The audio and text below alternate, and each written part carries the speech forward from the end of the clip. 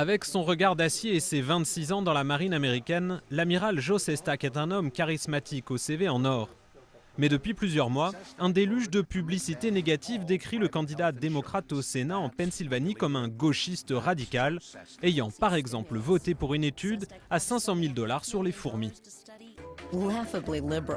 Derrière cette publicité, le Club pour la croissance, un groupe conservateur autorisé depuis une décision de la Cour suprême en janvier à recevoir des dons illimités.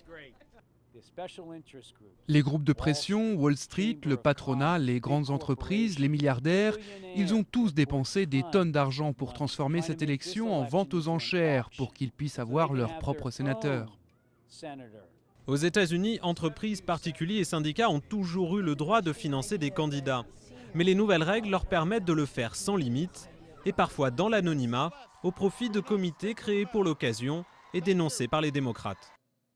Vous savez, ils se donnent des noms comme les Américains en faveur de la tarte aux pommes ou mères de famille pour la maternité. Et après, ils utilisent leur voix pour faire disparaître les vôtres.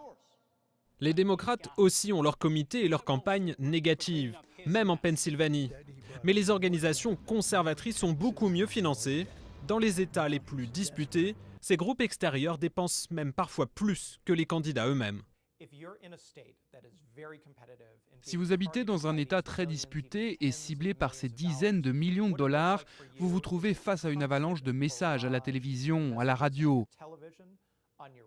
Votre journal est plein de publicités, votre boîte aux lettres pleine de courriers.